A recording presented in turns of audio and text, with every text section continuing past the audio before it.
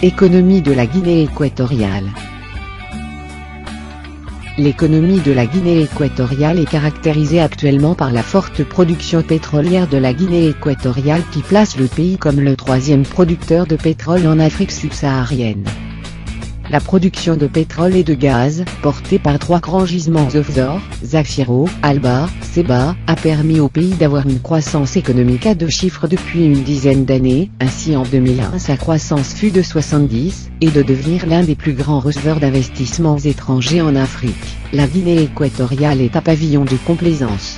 Le gouvernement a ordonné en 2005 un plafonnement de la production de pétrole à 350 000 barils jour.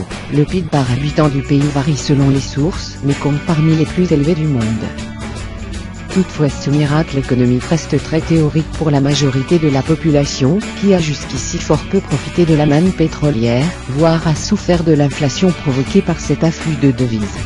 La santé publique, l'éducation et les infrastructures ont relativement peu progressé comparativement aux bons et normes du PIB par habitant.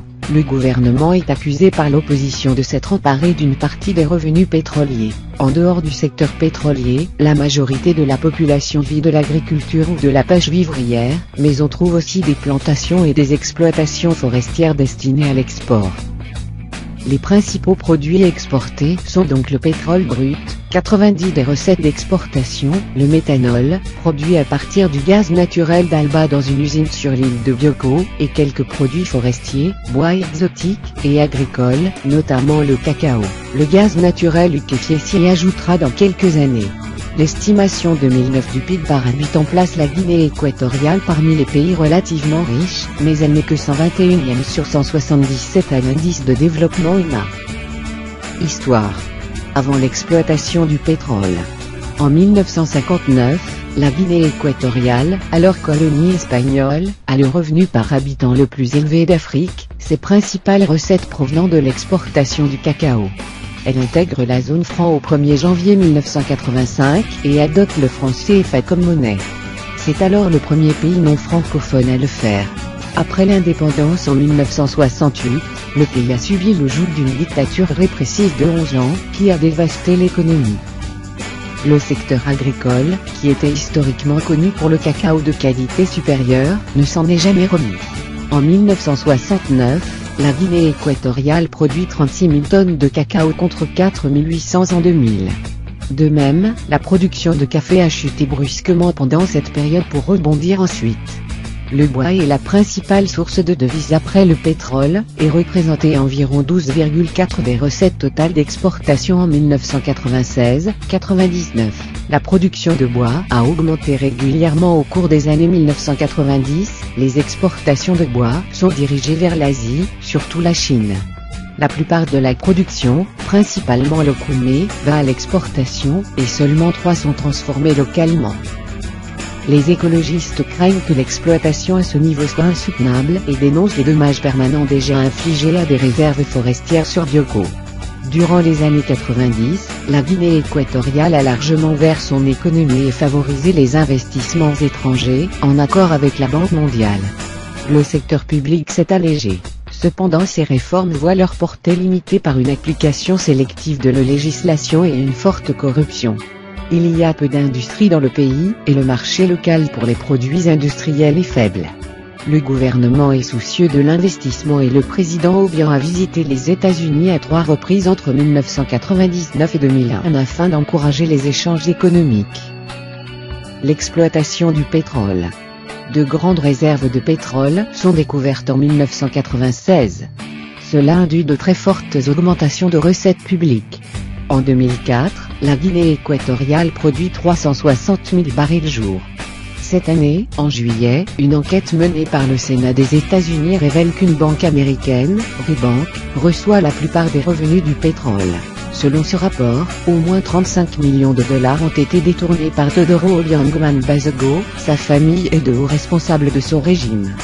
Le président a démenti toute malversation.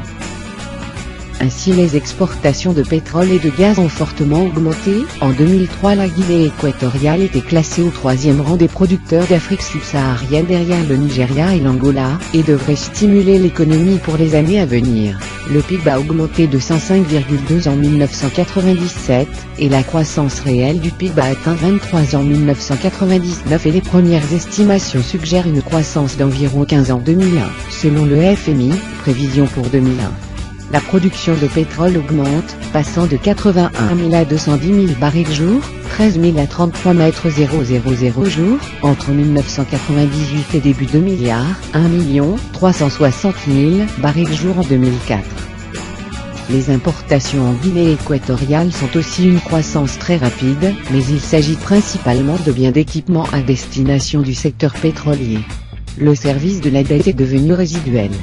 Si la Guinée équatoriale des années 1980 et 1990 recevait beaucoup d'aides étrangères avec de nombreux donateurs bilatéraux et multilatéraux, pays européens, États-Unis, Banque mondiale, ces programmes ont pratiquement cessé.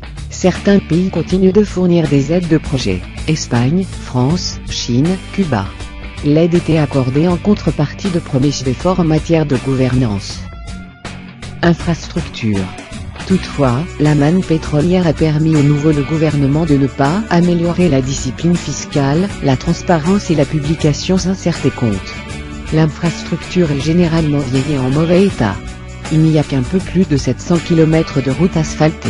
La Banque africaine de développement contribue à améliorer les routes pavées de Malabo à Luba et Rieba. Les Chinois ont entrepris un projet visant à relier Mongomo à Bata, sur le continent, et l'Union européenne finance un réseau routier inter-État reliant la Guinée équatoriale au Cameroun et au Gabon. L'électricité est disponible dans les grandes villes, mais les coupures de courant sont régulières. L'eau courante est disponible uniquement dans les grandes villes, mais de mauvaise qualité. Certains villages et les zones rurales sont équipés de générateurs et pompes à eau, généralement détenus par des particuliers. La Guinée équatoriale possède 2 ports maritimes, les ports de Malabo et Bata. Ces ports sont surchargés et mal équipés. Une société britannique, Inca, a un projet en cours avec le gouvernement pour rénover et agrandir Luba, 3e port en importance du pays, qui est situé sur l'île de Bioko. Le gouvernement espère promouvoir Luba en une plaque tournante du transport pour le pétrole et le gaz des entreprises opérant dans le golfe de Guinée. Luba est situé à environ 50 km de Malabo. Il y a 2 liaisons aériennes et maritimes entre les 2 villes de Malabo et Bata. Quelques avions vieillissants de construction soviétique, exploités par plusieurs petits transporteurs, soit appartenant à l'État, soit privés, constituent la flotte d'aéronefs nationaux. La piste de Malabo, 3,2 m, est équipée de feux et permet l'atterrissage et le décollage d'avions de type DC-130. La piste de Bata, 2,4 m, ne fonctionne pas la nuit, mais peut accueillir des avions gros comme un Boeing 737.